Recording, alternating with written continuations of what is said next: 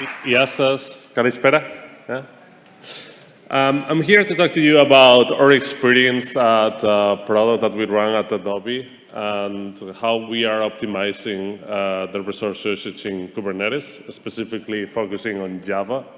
So before we start, how many of you are using Java today? Okay. How many of you are using Java on containers? Pretty much everybody. And on Kubernetes? Everybody's using Kubernetes. Everybody's using Kubernetes, of course. Wherever, Kubernetes. This is going to be a talk that you are going to hopefully enjoy about Kubernetes stuff. So I'm a principal science at the Adobe Experience Manager Cloud Service. And I'm a big open source contributor. I started the Jenkins Kubernetes plugin. And I have contributed to other projects on the Apache Foundation or Jenkins and some other things here and there. So first, a small introduction about what is Adobe Experience Manager, so you understand why we implemented the solutions we implemented. And you may come also from the same sort of background. Adobe Experience Manager is a content management system with asset management, and is used by many Fortune 100 companies, big enterprise software. And on the technical side is an existing Java OSGI application. So this application existed for a long time before we moved into the cloud. It uses a lot of open source components. I mean, we have a lot of contributors to open source on our teams. And an interesting fact is that it has a huge extension developer marketplace. People write code 4 a.m. We started this journey moving this existing Java application into Kubernetes, which is probably a journey that a lot of people went through, or is going through, or is thinking about going through. Right now, we are running on Azure, more than 35 clusters. And because this is a content management system, people want to run this as close as possible to their customers. So we have regions. We use cloud regions all over the world. On the organizational side, we have a dedicated team that is managing the Kubernetes clusters for us. But we build the applications on top, the operators, all this, whatever it is on top of Kubernetes, we own it. I mentioned before that there's a huge market for extensions developers. That means that customers can run their own code. So we have to limit cluster permissions for security and multi-tenancy. For this, we use namespaces to provide the scopes in Kubernetes. So namespaces in Kubernetes allow you to do network isolation, quotas, and permissions. And this also means that we assign namespaces, we isolate tenants in namespaces, customers in namespaces, which means we have, customers can have multiple AM environments, and they can create whatever they want, whenever they want. So it's all self-service, which means we have a lot of namespaces. We have thousands of namespaces. Each of these environments is what I like to call a micro-monolith. And if microservices are the trend, but now monoliths are coming back into fashion, but there's reasons, pros and cons for all these things. On Kubernetes, because we were migrating an existing Java application, what we did was trying to separate functionality. There was changes made to the application, but in order to do a better separation of concerns of the new things we were building, we use a lot of init containers and sidecars. This is a pattern on Kubernetes that allows you to have separate containers providing functionality instead of having to change the main container that already existed. So we have sidecars for logging, we have sidecars for getting thread dumps, getting heap dumps. All these things can run as sidecars to do networking, routing. So getting more into the resource optimization part, how we scale this and how we optimize resources. So we have a bunch of customer environments. We have these 17,000 customer environments. We have multiple teams building services for this cloud service. And we also need ways to scale that are orthogonal to the developer teams. So things that we can apply for everybody building services, not for, to avoid having each team to have to figure out how to scale up on Kubernetes, how to optimize the resources. We try to find ways that are applicable across all the clusters. On the Kubernetes world, you can have workloads defining resource requests and limits. So there's a very important distinction here. Request is pretty much how many resources are warranted to have, your workload is warranted to have. And the limit is how much over that request you can go up and you are allowed to go up. So how many resources can you actually consume? And this is specifically important for multi-tenant services running on clusters, shared clusters. These requests and limits are applied to CPU, memory, and ephemeral storage. And what happens is when on the CPU side, if you go over the requests, you can end with CPU throttling.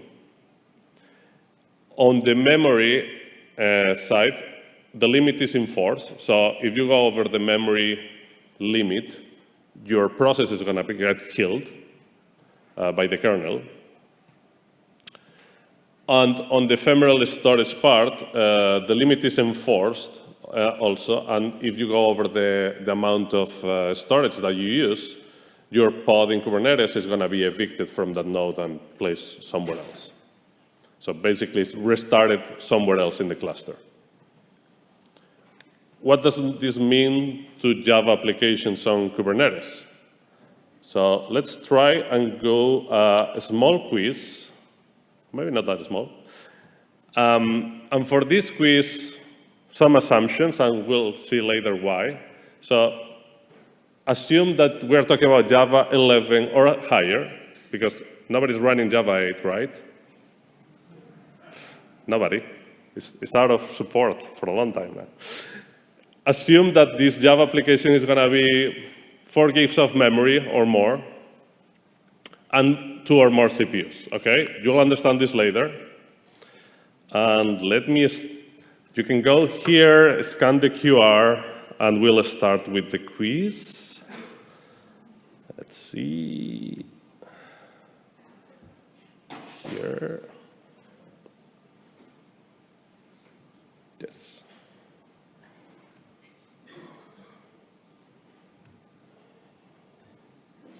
Is this working? OK, it is working.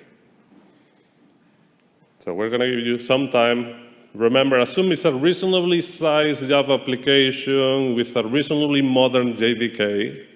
So nothing really small, more or less a normal Java application nowadays, or before microservices and Quarkus and all that. OK, everybody joined? Everybody needs some more time? No? OK, let's start this quiz. What is the default JVM heap size when you run on a container? Is the 75% of the container memory, 75% of the host memory, 25% of the container memory, 25% of the host memory, or 127 megabytes? OK.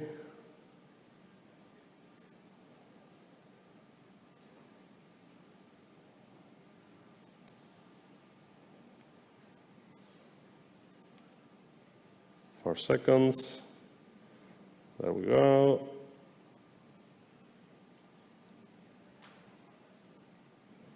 OK, a lot of people think it's 75% of the container memory. And it's actually 25%. So let's see. It depends a little bit, but that's why I told you, assume these sizes first. So if your container has less than 256 megs, it's going to be 75%. But if your container has more than 512, it's 25%. And between 256 and 512, you have 127 megs. There's a reason for that. It's very obscure. But that's what happens today in Java 11, reasonably modern JDK. So if you have a decent-sized JVM, you're going to have 25%. If you don't do anything and let the JVM decide, you're going to have 25% of the container memory used and 75% of it wasted. So on Java 8 version 191, this was fixed. And in 11 or higher, this was why I assume Java 11, this will detect the available memory in the container. Previous versions were just detecting the memory in the host, so it was pretty bad.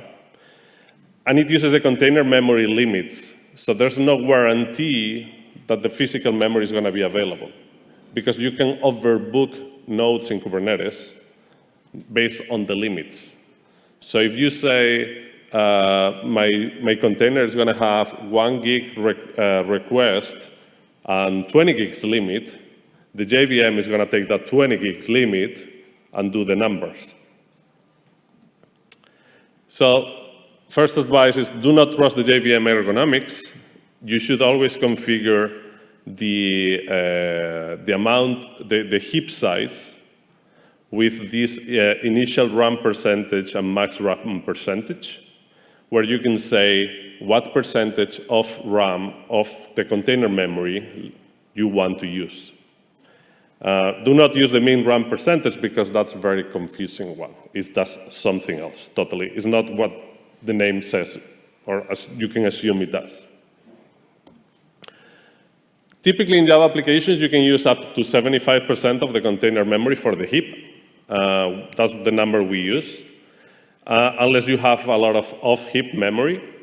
If you run Elasticsearch, Spark, or any of these applications that use a lot of native memory, or if you have a lot of threads, or some other specific use case, but 75% is fairly safe. What happens on Kubernetes is that the JVM, when you say, I want this min heap and max heap, the JVM is going to take all that memory. And from the point of view of Kubernetes, that memory is used. Even Java is not using it. Java is managing it, but it takes all of it. So from the kernel point of view, all that memory is used. And the other advice is set requests and limits to the same value, because when the JVM takes this amount of heap, there's no point on having less requests than limits, because the JVM is using all this memory anyway, so there's no point on having higher limits, because you're not going to be able to use them. OK, and next question. Let's see. Oh, I forgot to put the leaderboard. Ioannis, OK, the first one. Let's go to the next question. What is the default JVM garbage collector? Is it serial GC, parallel GC, G1 GC, CGC, or Shenandoah? Again, assume Java 11 plus 2 gigs of memory, more than 2 CPUs, 2 or more.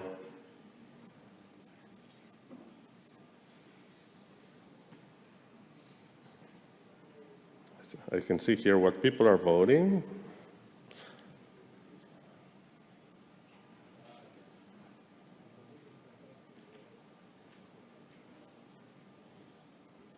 OK. So almost half of the people is wrong. So the default is G1 GC. And let's see. Tassus Kong is now the first one. Yeah. So why? Again, for less than 2 processors and less than 1792 megabytes, it would be serial GC. That's what I told you, a decent-sized Java application. And that 1792 is, again, another magic number with obscure reasons why that number exists. Parallel GC would be in Java 8, but of course nobody uses Java 8 anymore, right? And so from Java 11 or higher is G1 GC. Why would you care about the garbage collector? Well, because if you have, this doesn't change anything running on a container or running on a normal or VM or bare metal or anything. If you have a bad GC that is poorly tuned, you're going to have pauses and you're going to have problems. There's nothing too special about containers. You can, again, if you want to make sure that you are always using the right garbage collector that you want, do not trust the JVM ergonomics, because let's say you change the number of CPUs that you assign to a container or the amount of memory you assign to a container. If you don't set anything, the JVM is going to pick one or another. So one day you're running a container with 2 CPUs, the next day you're running a container with 1.5 CPUs because you decide you don't need that much, and now suddenly the garbage collector is going to be totally different. And you may wonder why the behavior changed. You have no idea. You only changed the CPUs, and now you have a different garbage collector. So you can use the XX options on the JVM to choose. There is a lot of discussions about what is the right garbage collector.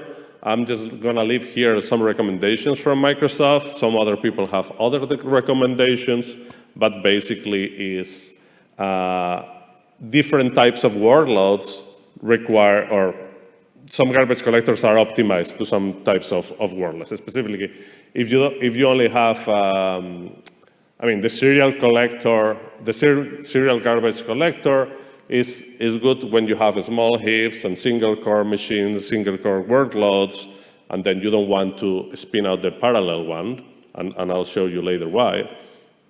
But then there's a lot of, probably, depending on your use case, what you're doing. How many threads you're using, how much memory, all that. So let's go to the next question. How many CPUs does the JVM think are available? Again, assuming you are running with 2 or more CPUs on the container. So same as the host, same as the container CPU request, or same as the container CPU limits. And the JVM will try to figure out how many CPUs are available to configure some internal things. Okay. And the correct answer is same as the host. But there's a big if here. So don't take this into don't give it a lot of thought. So on Java, this was on the latest versions of Java. It's using same as the host. If you are running older versions, is the container CPU limits. But this is quite confusing because it has changed. I mean, these versions you see here are the ones from October last year. And the numbers were, if you have requests under 1 CPU, is assuming 1 CPU. If you have exactly 1024, it means no limit on CPUs. And then from there on, it's 2 CPUs for 2048, 4 CPUs for 4096, and so on. This was fixed in this JDK bug. And before, it was interpreting how many CPUs were available from the requests. It's always very confusing. So Kubernetes sets these CPU shares on C groups. So Kubernetes basically uses C groups, which is this kernel feature, to isolate processes and assign resources. And Kubernetes sets CPU shares from the CPU request. Then the JVM goes and before this patch, went and looked to the CPU shares and did those numbers. If it's less than 1, I'm going to assume 1, and so on. Now, this was changed last October, and now it's you don't really know what's the number of CPUs that the JVM is going to take into account. It's going to take different values.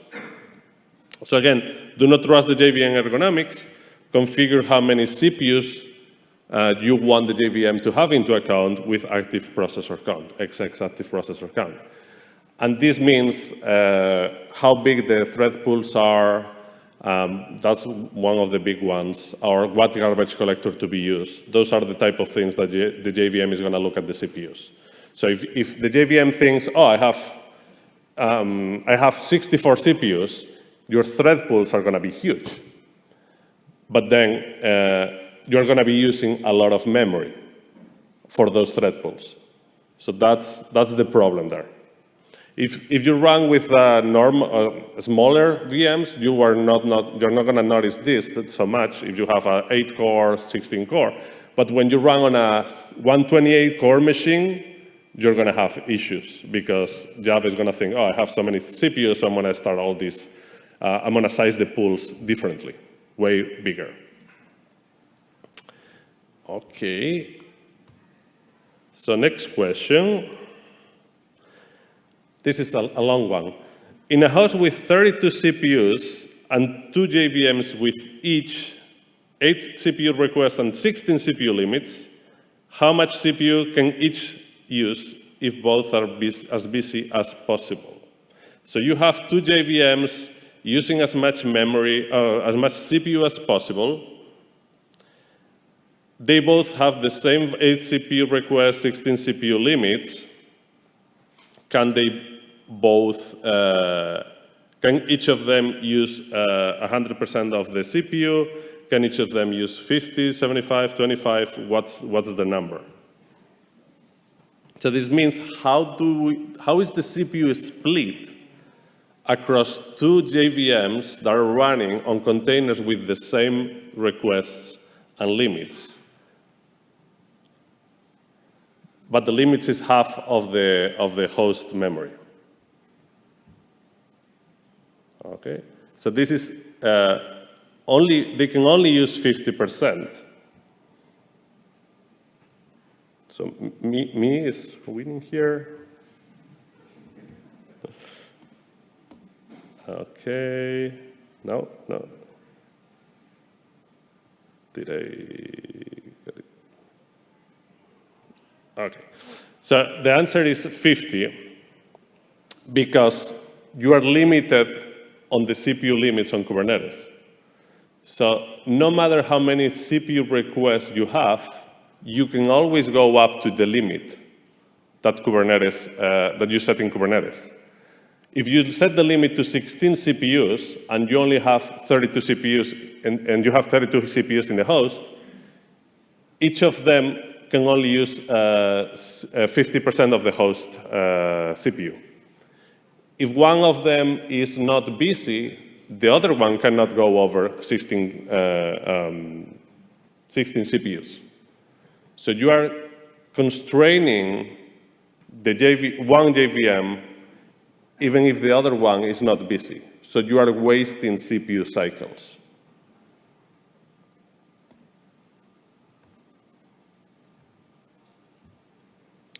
Another complicated one, but this is same, but with no limits. Let's say you have no limits set on Kubernetes on the CPU side. And what happens if the other JVM is not using CPU? How much CPU can one of them use? So you have 2 containers, 2 JVMs. One is using as much CPU as possible, the other no CPU. How much CPU is the first one going to be able to use when there's no limits?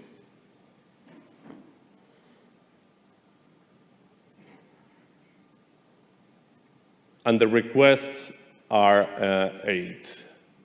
In this case, the request, okay, In this case, the requests don't matter because one is not using any CPU and the other one is using as much as possible. But because there's no limits, as much as possible is 100% of the host CPU. Okay, me is winning here. I think, yeah, who is me? Okay, congratulations.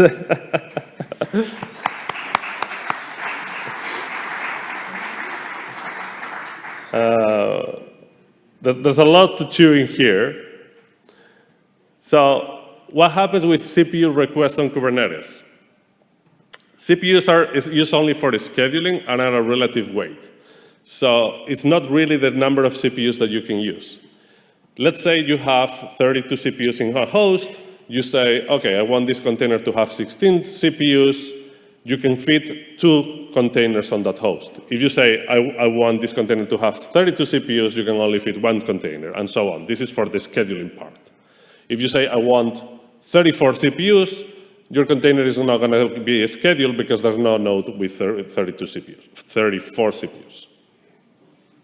Once they are scheduling, so let's say you have 2 containers with 16 CPUs running, this relative weight, both of them have the same weight, so both of them can use as much CPU as they want compared to each other. So they have the same priority.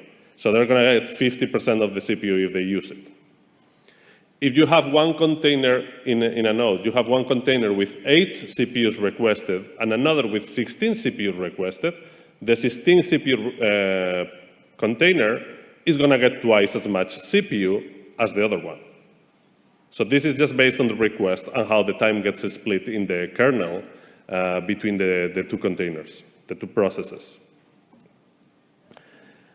There's another interesting fact that 1 CPU, when you say, I want this container to run with 1 CPU, this means that it can consume 1 CPU cycle per CPU period.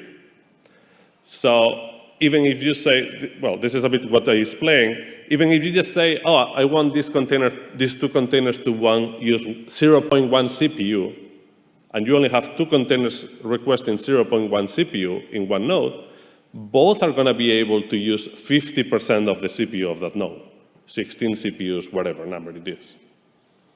So it's a relative weight, no matter how high or small it is. How this works on the kernel side translates to C groups, quota, and period. Period is, by default, is 100 milliseconds. This is the amount of each 100 milliseconds of CPU, this gets recalculated.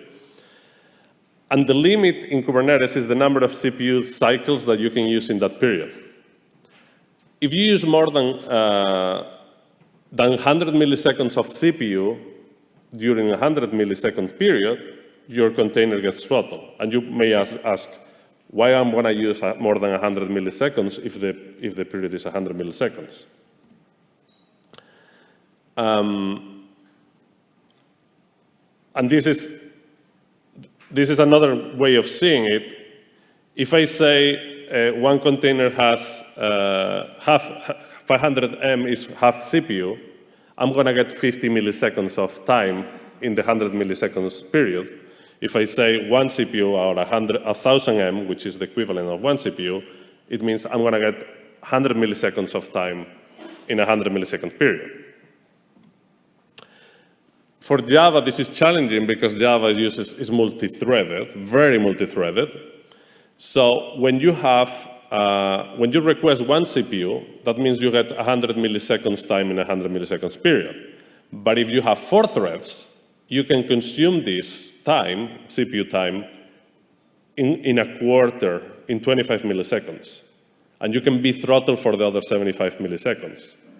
So maybe an example, let's say you have a machine with 4 cores, and if you have 1 thread, and you have 1 CPU assigned to this container, your thread is going to run for 100 milliseconds, it's going to use 100 milliseconds of CPU time, and it's going to be fine. And the next 100 millisecond period is going to use another 100 milliseconds of CPU time, and it's going to be fine.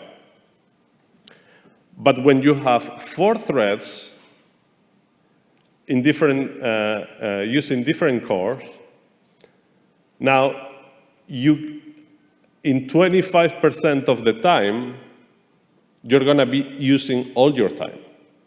And then between the 25 milliseconds and the 100 milliseconds, your container or your process is going to get throttled.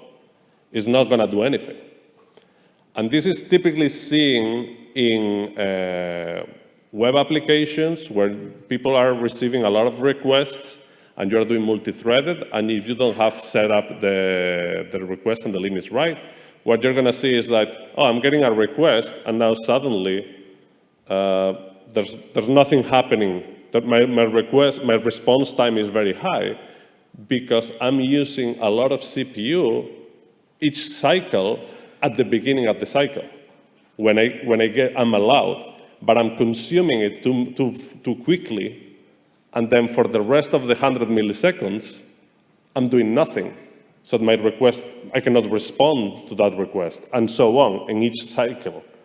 And then it's when you see that your response times are going through the roof, and you're wondering why, and this is one reason. You're getting throttled by the kernel. Okay. And one suggestion to avoid this is to do not set CPU limits on production environments, because the limits are only artificially constraining your workloads. The limits are not taking in, it doesn't matter what your limits are when the kernel schedules time between processes, between containers. Only the request, the weight of the request is taken into account.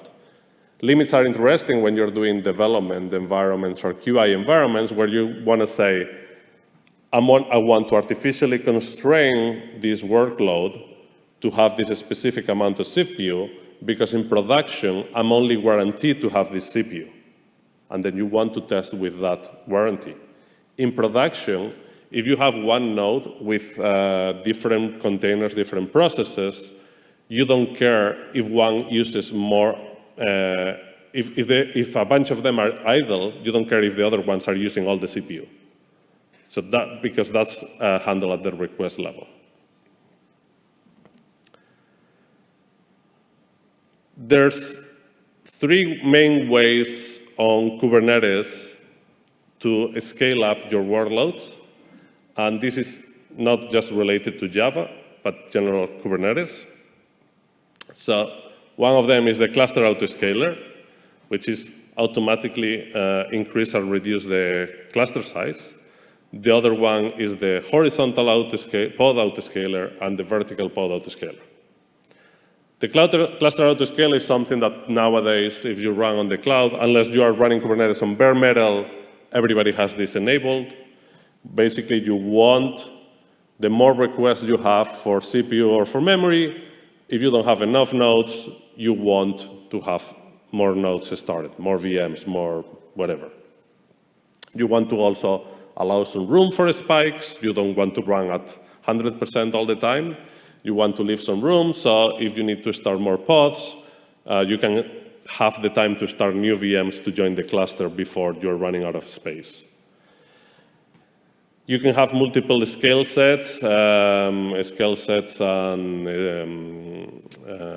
AWS, what was the name? The equivalent. So you have to have you want to have multiple VM groups in different availability zones. So these are scaled also. So you are not just scaling one availability zone. You want to spread the load across multiple availability zones in case one goes down.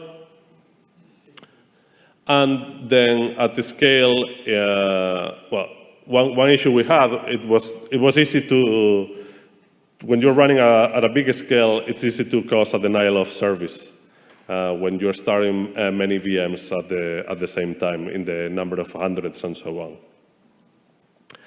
So we use, we set a limit on what is the maximum nodes that we allow each cluster to have. We allow it to grow up and down. And basically, this allows us to save 30–50% of the CPU that otherwise we would need to run at the max level of capacity all the time. This is something that you would need to have. If you have bare metal machines, you always have to have as many as you need in your peak. So that's a huge saving. And typically, what you would see on the number of nodes, there is spike that's up and down depending on how much workload it's in the cluster.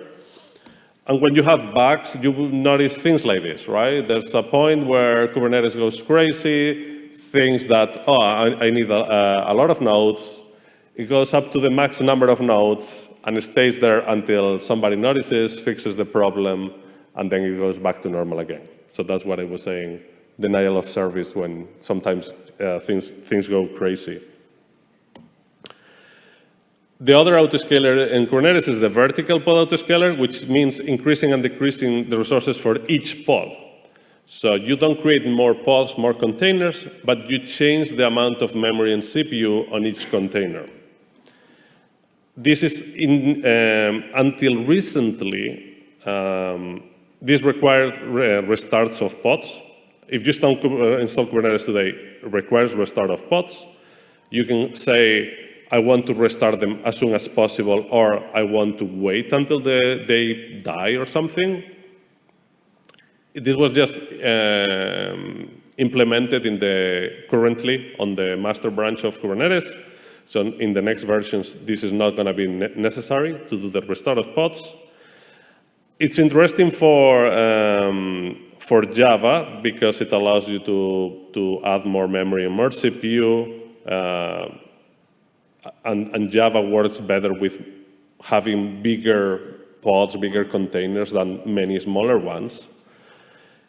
It's a bit, if you have to wait until the pod is restarted, it makes it slow to respond. So it's not ideal yet. We'll have to see when this feature of not needing the restart comes out, how well this is going to work.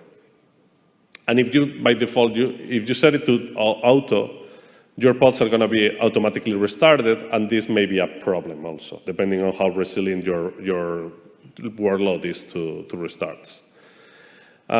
We only use it to scale down in our environments if they're unused because of these constraints, and only for some containers. And this allows us to save 15% on our costs.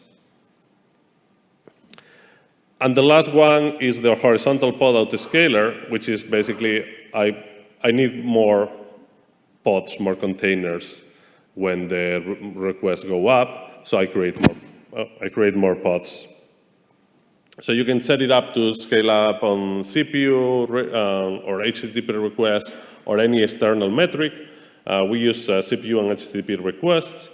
You shouldn't use the same metrics as VPA if you use both, which is a bit, they can conflict with each other.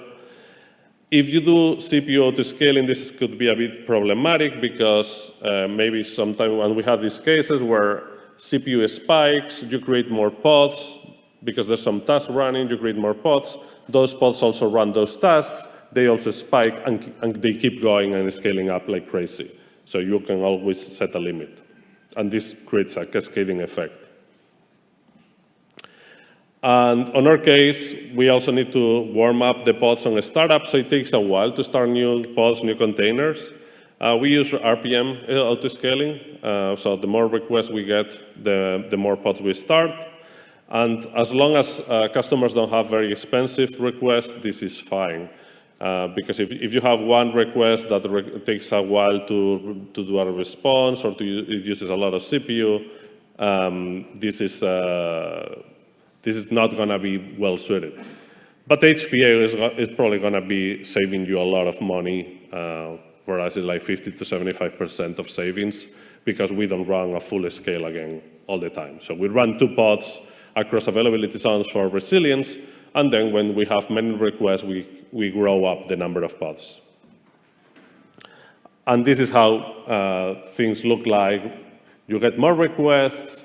At the bottom is the number of requests. At the up is the number of pods that are running. So as requests go up and down, your number of pods go up and down. And something that I already mentioned is that VPA on Java, particularly, increasing the memory on CPU is more effective than adding more replicas, but that depends on your use case.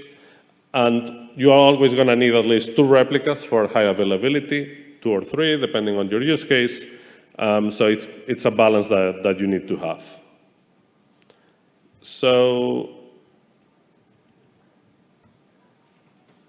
I hope that this is useful for you and you understand the options you have, the options we took, and why we took them.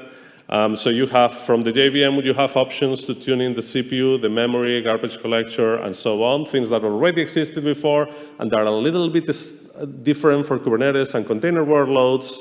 From the Kubernetes ecosystem, you have the cluster autoscaler, horizontal and vertical, and these are very easy to use. And you can both work at application and infrastructure level, and choosing the right combination of them where is going to help you save resources and at the end of the day save some money. And if you have any questions, I'm gladly take them. Eflaristo, thank you. Yeah.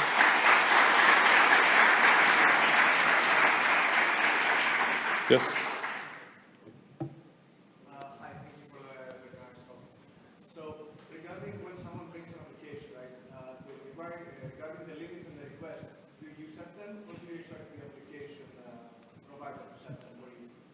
Okay, so the question is, when you get an application to run Kubernetes, you expect that application to come with requests and limits, or we set them for them? I'm a big believer on you build it, you run it. So, I think that's something that is going to depend a lot on the application. So I think the application owners should be the ones saying how many CPUs do you need, how many memory, how much memory, all these things. Yes.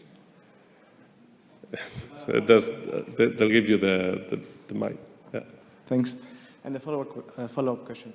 So if the application provider sets these limits, and then you have the responsibility to run them, but the application provider doesn't know what the underlying architecture is, isn't there, we think that there's a homogeneity between all systems and all CPUs are the same, but I don't think that's true, right?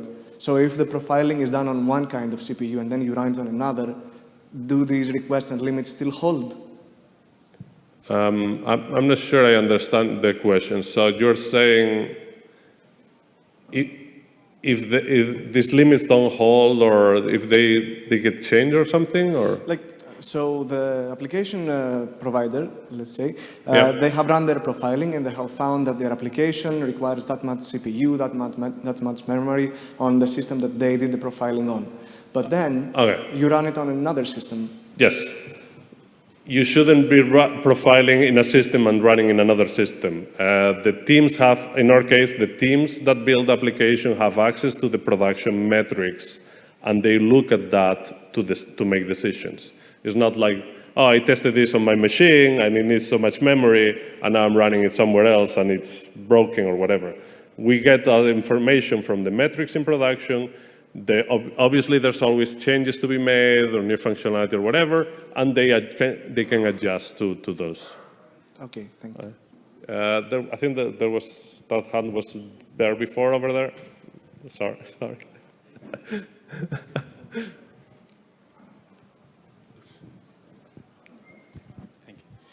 Very nice talk. I have a question. You mentioned that you are using requests per minute in the horizontal pod autoscaler. Yep. But that there are cases in which you have very expensive requests.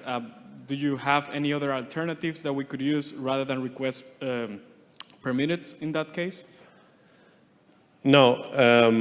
It is a problem if you have very expensive requests. You could have other metrics. We don't, because we are serving content and we expect, we have other limits. Like we expect requests to take a few seconds. Okay. And yes, a customer can make a mistake, or we can make a mistake, and now suddenly requests take longer. But that's typically raising alerts and being fixed. So it's only when customer or us, there's a bug. So we don't care, if it takes more than a minute, the request, we kill them. And this triggers alerts. And so we don't have if we have that problem, it's a different problem, not just the metrics. So we don't have other metrics. But you could have, if you use queues, for instance, you could take how many items are in the queue to scale up. This is typical for event-based autoscaling, where you say, hey, my queue has 1,000 elements. I need 3 pods, 4 pods, whatever. And you can look at the queue and have that metric as the autoscaling. All right, thank you.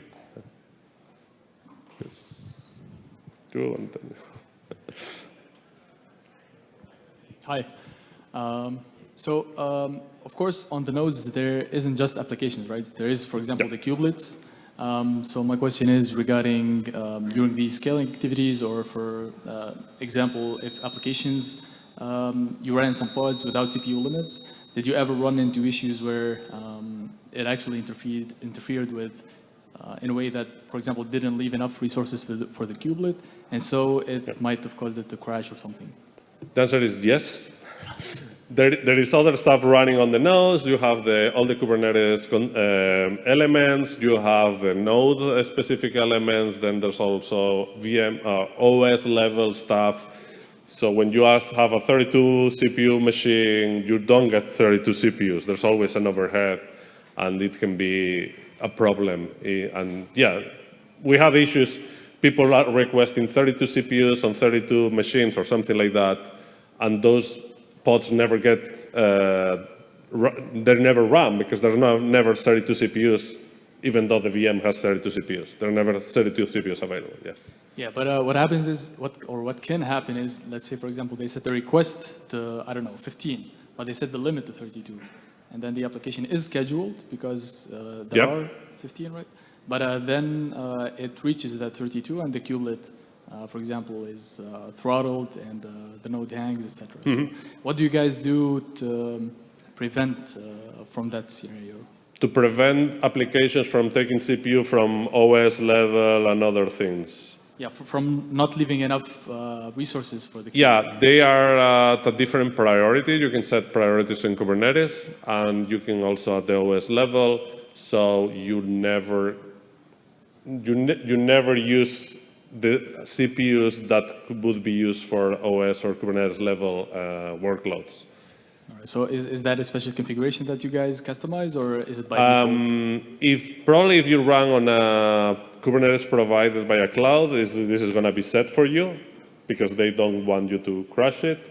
I think at least we have one issue at some point where things were slowing down, and then, but typically the problems you're going to get, for CPU and memory, that's not going to be a problem. Typically, the problems you get is with I/O. If you have containers using a lot of I/O, because the I/O is not limited in any way in Kubernetes, you can kill or starve other processes that are more important. You could do that, yes, and we did it, yeah. Got it. Appreciate it. Thank you. Yes. Okay. No more questions? Okay, sorry, no more questions. You can meet me later. We're getting kicked out. Thank you.